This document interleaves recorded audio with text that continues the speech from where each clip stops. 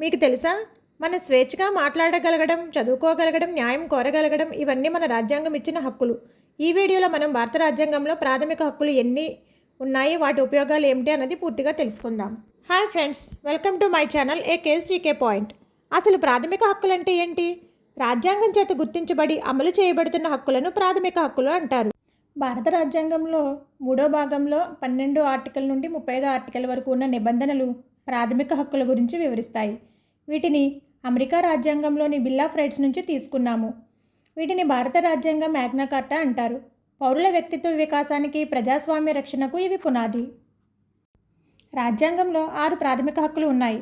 First one సమానత్వపు హక్కు, second one స్వాతంత్రపు హక్కు, third one పీడనాన్ని నిరోధించే హక్కు, ఫోర్త్ మత స్వాతంత్రపు హక్కు, ఫిఫ్త్ విద్యా సాంస్కృతిక హక్కు, సిక్స్త్ వన్ రాజ్యాంగ పరిహారపు హక్కు. ఆర్టికల్ 14 నుండి 18 వరకు వివరించే హక్కులను సమానత్వపు హక్కులు అంటారు. ఆర్టికల్ 14 చట్టం ముందు అందరూ సమానులే, చట్టం అందరికీ సమాన రక్షణ కల్పిస్తుంది. ఆర్టికల్ 15 కుల, మత, జాతి, లింగ, పుట్టిన స్థలం ఆధారంగా వివక్షత చూపకూడదు.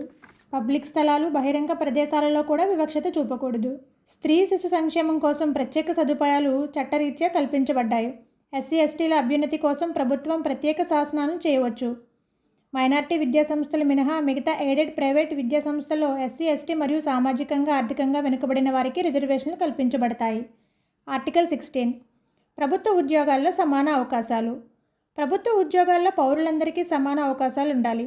ప్రభుత్వ ఉద్యోగాల్లో కేవలం మతం, వర్గం, కులం, లింగం, వంశపారపర్యం, జన్మ సంబంధమైన నివాస స్థలం ప్రాతిపదికపై వివక్ష చూపరాదు.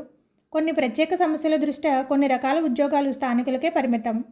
ఎస్సీ ఎస్టీ బీసీలకు ప్రభుత్వ ఉద్యోగాల్లో సరైన ప్రాతినిధ్యం లేదని రాష్ట్ర ప్రభుత్వం భావిస్తే వారి కోసం కొన్ని ఉద్యోగాలు రిజర్వ్ చేయవచ్చు. ఆర్టికల్ 17 అస్పృశ్యత తీవ్ర నేరంగా ప్రకటింపబడి నిషేధించబడింది.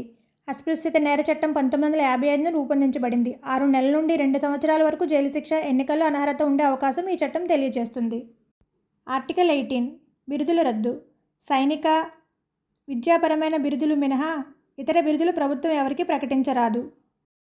భారత ప్రభుత్వ ఆదాయం పొందుతున్న విదేశీయులు రాష్ట్రపతి అనుమతి లేకుండా విదేశాలు ఇచ్చే బిరుదులను స్వీకరించరాదు. ఆర్టికల్ 19 నుండి 22 వరకు వివరించే హక్కులు స్వాతంత్రపు హక్కులు. ఆర్టికల్ 19 ఇందులో 6 రకాల స్వేచ్ఛలు ఉన్నాయి. ఫస్ట్ వన్ మాట్లాడే స్వేచ్ఛ, శాంతియుతంగా సమావేశమయ్యే స్వేచ్ఛ, సంఘాలు సంస్థలు ఏర్పాటు చేసుకునే స్వేచ్ఛ, దేశవ్యాప్తంగా సంచరించే స్వేచ్ఛ, దేశంలో ఎక్కడైనా స్థిర నివాసం ఏర్పాటు చేసుకునే స్వేచ్ఛ, ఏ వృత్తినైనా వ్యాపారాన్నైనా చేసుకునే స్వేచ్ఛ. ఆర్టికల్ 20లో నేరస్తుల రక్షణకు సంబంధించినవి ఉంటాయి. నేరము శిక్ష నుండి రక్షణ పొందే హక్కు.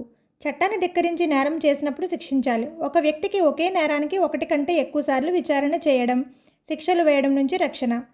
నేరం ఆరోపించబడిన వ్యక్తికి తనకు వ్యతిరేకంగా తానే సాక్ష్యం చెప్పవలసిన బలవంతం చేయరాదు.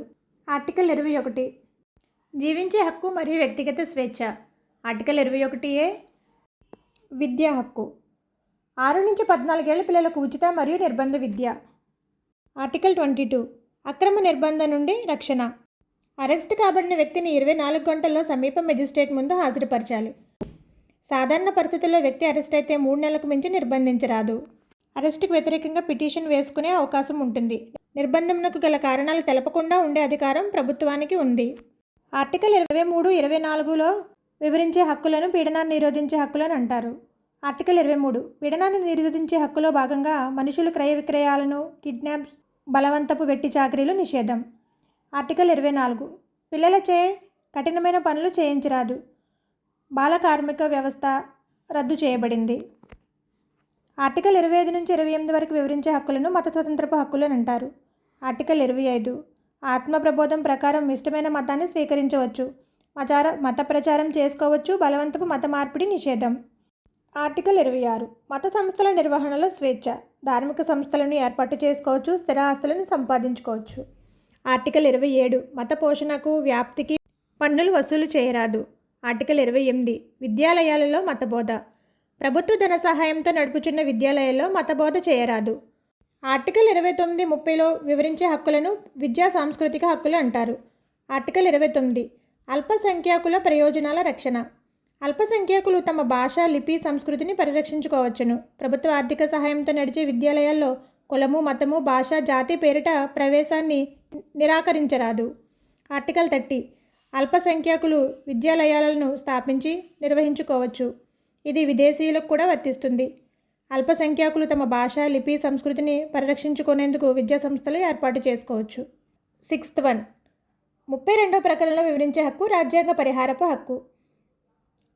ఆర్టికల్ 32 ప్రకారం సుప్రీంకోర్టు 226 ప్రకరణ ప్రకారం ప్రాథమిక హక్కులకు రక్షణ కల్పించే బాధ్యతను కలిగి ఉంది. ఈ ప్రకరణను రాజ్యాంగానికి ప్రాణం, ఆత్మ, హృదయం వంటిదని డాక్టర్ బిఆర్ అంబేద్కర్ పేర్కొన్నారు. ప్రాథమిక హక్కులకు భంగం కలిగినప్పుడు రక్షణ కల్పించమని సుప్రీంకోర్టును ఆశ్రయించవచ్చు. సుప్రీంకోర్టు 5 రకాల రిట్లను జారీ చేస్తుంది. ఇవి ఇంగ్లాండ్ నుండి గ్రహించాము. రిట్ అనగా తప్పనిసరిగా పాటించాల్సిన కోర్టు ఆదేశం లేక ఉత్తర్వు. ఇప్పుడు 5 రకాల రిట్ల గురించి చూద్దాం. First one habeas corpus. బందీగా ఉన్న వ్యక్తిని కోర్టు ముందు ప్రవేశపెట్టడం. నిర్బంధించిన వ్యక్తిని 24 గంటల్లోగా న్యాయస్థానం ముందు హాజరుపరచాలి. మాండమస్. ప్రభుత్వ అధికారిని తన విధిని నిర్వర్తించమని ఆదేశించడం. చట్టరీత్యా ఒక వ్యక్తి, సంస్థ తన బాధ్యతలను నిర్వర్తించకపోతే సక్రమంగా నిర్వర్తించమని జారీ చేసే ఆదేశం. ప్రొహిబిషన్. దిగువ కోర్టులు తమ పరిధిని మించకుండా ఆపడం. క్రింది న్యాయస్థానాలు తన పరిధిలో లేని అధికారాలను చలాయిస్తే హైకోర్టు, సుప్రీంకోర్టులు నిషేధిస్తూ జారీ చేసే ఆదేశం. సెర్ట్యూరరీ. కేసు పైకోర్టుకు బదిలీ చేయడం. క్రింది స్థాయి కోర్టు తన అధికార పరిధిని అతిక్రమించి కేసును విచారించి తీర్పు లేదా ఆదేశాన్ని మోహరించిన తర్వాత ఆ తీర్పును రద్దు చేసి కేసును పై స్థాయి కోర్టుకు బదిలీ చేయమని ఇచ్చే ఆదేశం. Last one quo warranto. ఏ అధికారంతో ఆ పదవిలో ఉన్నారని ప్రశ్నించడం. ఒక పబ్లిక్ పదవి అనుభవిస్తున్న వ్యక్తి అర్హతను కోర్టు ప్రశ్నిస్తుంది. ఇది ప్రజా పదవుల దుర్వినియోగాన్ని అరికడుతుంది. ప్రభుత్వ అధికారులకు మాత్రమే వర్తిస్తుంది. గతంలో మనకు ప్రాథమిక హక్కులు 7 ఉండేవి. దాంట్లో ఆస్తి హక్కును 1978లో 44వ రాజ్యాంగ సవరణ ద్వారా ప్రాథమిక హక్కుల జాబితా నుండి తొలగించారు. ప్రస్తుతం ఇది ఆర్టికల్ 300Aలో చట్టబద్ధమైన హక్కు. జాతీయ అత్యవసర పరిస్థితి సమయంలో కూడా ఆర్టికల్ 20 మరియు 21 రద్దు కావు. ఇది ఫ్రెండ్స్ ఈరోజు వీడియో. ఈ వీడియో నచ్చితే లైక్ చేయండి, షేర్ చేయండి, సబ్స్క్రైబ్ చేయండి. నెక్స్ట్ వీడియో కోసం వెయిట్ చేయండి.